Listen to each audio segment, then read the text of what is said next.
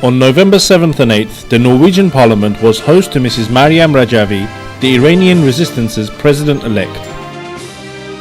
The visit came despite threats and blackmail by the mullah's regime. During her visit, Mrs. Rajavi addressed a formal session of the Parliament's Foreign Affairs Committee and was received by the Parliament's Vice President. Mrs. Rajavi also attended other parliamentary meetings and addressed a meeting of women activists. In the run-up to the trip, the Iranian regime's ambassador met the chairman of the Foreign Affairs Committee and warned him that the opposition leader's visit would have dire consequences for Tehran-Oslo relations. The Parliament and the Norwegian government responded firmly to his threats.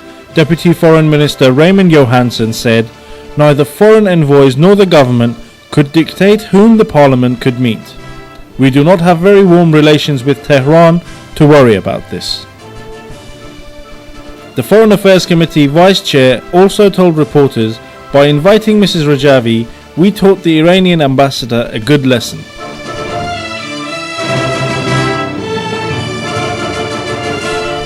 On November 7th, Mr. Carl Hagen, Vice President of the Parliament and the legendary leader of the Progress Party, welcomed Mrs. Rajavi.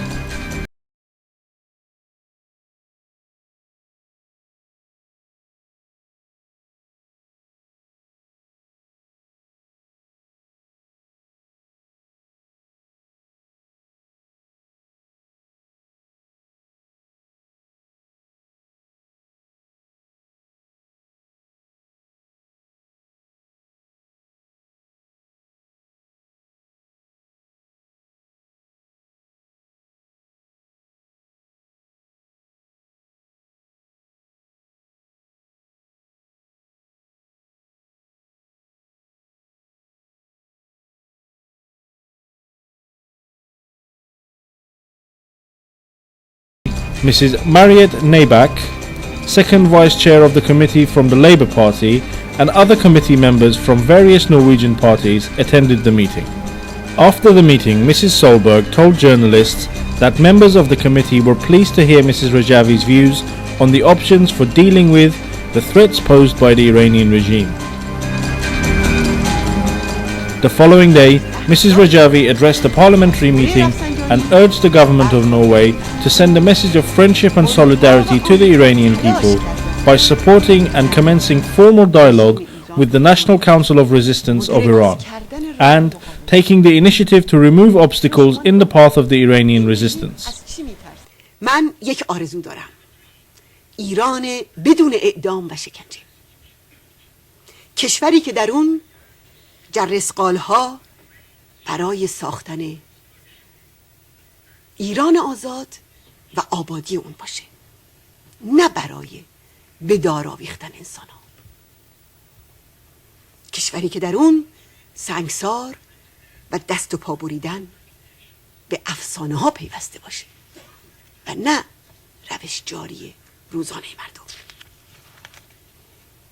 محاکم شهر و دادگاه های ضربتی در اون جایی نداشته باشه و عشق و دوستی و بردباری جای بی‌اعتمادی و کینه و انتقام رو گرفته باشه.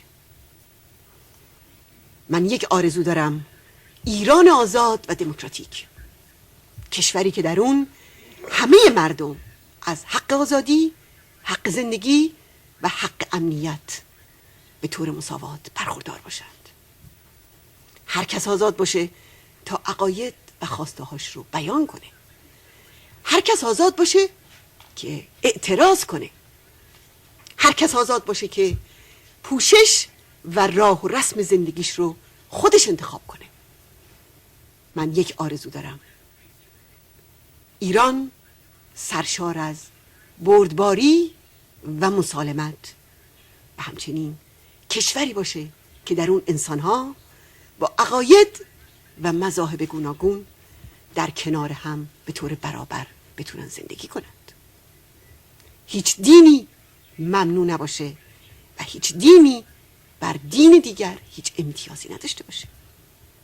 تفتیش عقاید بر افتاده باشه و از صحنه جامعه ایران حذف بشه و کسی به خاطر باورها و افکارش تحت بهگرد و آزار قرار نگیره. من یک آرزو دارم: ایران صلح و دوستی، کشوری که جنگ و خونریزی و خشونت در اون به کلی رخت بربسته باشه، کشوری که به جای بنیادگرایی و تروریسم صلح و دوستی رو در منطقه و در همه جای دنیا اشاعه بده، کشوری پایبند به همزیستی و حسن همجواری باشه. آری، من تردیدی ندارم که در مسیر تحقق این آرزو ما بر همه مشکلات فائق خواهیم شد. ما بنیادگرایی رو از صفحه تاریخمون برای همیشه پاک خواهیم کرد. هیچ چیز نمیتونه مانع طلوع آفتاب آزادی برای مردم ایران بشه و هیچ چیز نمیتونه مانع تحقق آزادی در ایران بشه. و در این لحظه من صدای ملت بزرگ ایران رو میشنوم که میگن ما پیروز میشویم، میهن ما آزاد میشود. و من شما رو، همه شما رو به عنوان دوستداران آزادی به همیاری با مردم و مقاومت ایران برای آزادی فرا میخوانم.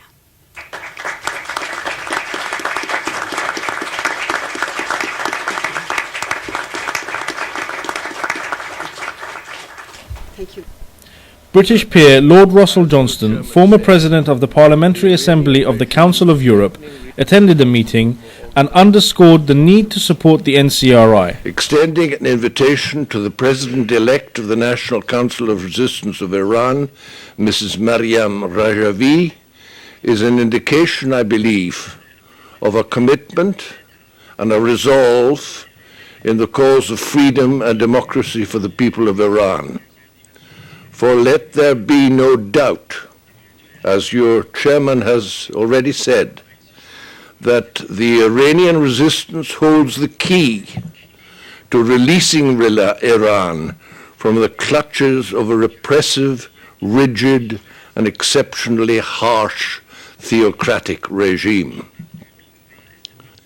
I only hope this to be the first of many trips to Oslo and other European and international capitals by Maryam Rajavi.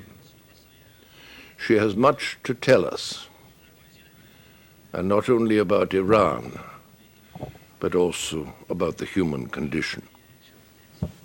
Chairing the meeting, Morten Hogland, the Foreign Affairs spokesman for the Progress Party, emphasized the need for a decisive policy vis-à-vis the Iranian regime and support for the resistance to counter the mullah's threats against world peace and security. And Mr. Vidar Bjornstad from the Labour Party agreed with Mrs. Rajavi that foreign military intervention was not the solution to the Iranian crisis. Universal human rights. And in this respect, we also support the demand of the National Council of Resistance of Iran in their demand for democratic change and for respecting human rights. And we do not see this as a terrorist activity. And we have no proof otherwise either that your organization should be labeled as a terrorist organization, and we do not agree neither with the US or the Canada or the European Union that have such lists. So in this respect you have our support. Mr. Bjorn Jakobsen, a member of the Defence Committee from the ruling coalition's Socialist Left Party, said it was regrettable that many countries had placed opposition movements in various terrorist lists because of economic and diplomatic interests. We do not consider the Iranian resistance as being terrorists.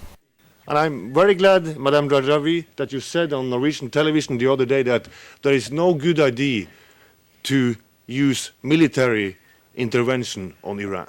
Separately, at a meeting of equality movement activists, Mrs. Rajavi outlined the views of the resistance regarding the role and rights of women in tomorrow's Iran. They were sitting there at the Mrs. Britt Ons, a prominent Norwegian women's rights activist, chaired the meeting and said, And I've now been. It has now been documented in your program here, Charter of Fundamental Freedom for Future Iran, that it will be a secularized society. I don't belong to any religious group. I'm agnostic.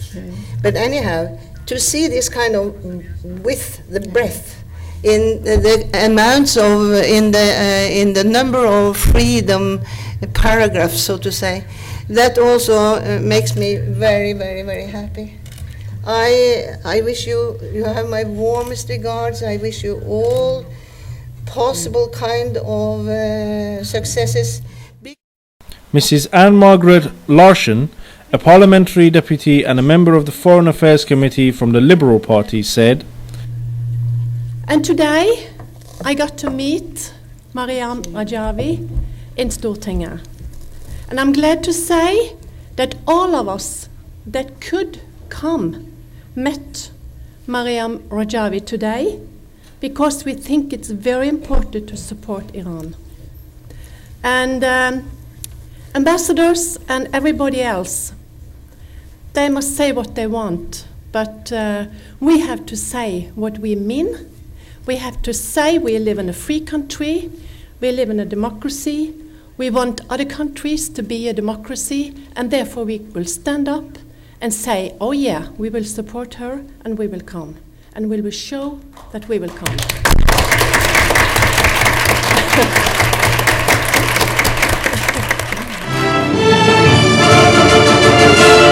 At nightfall, Mrs. Rajavi took part in a candle-lit vigil outside the parliament alongside hundreds of her Iranian compatriots. She prayed for the Iranian people's victory and prosperity.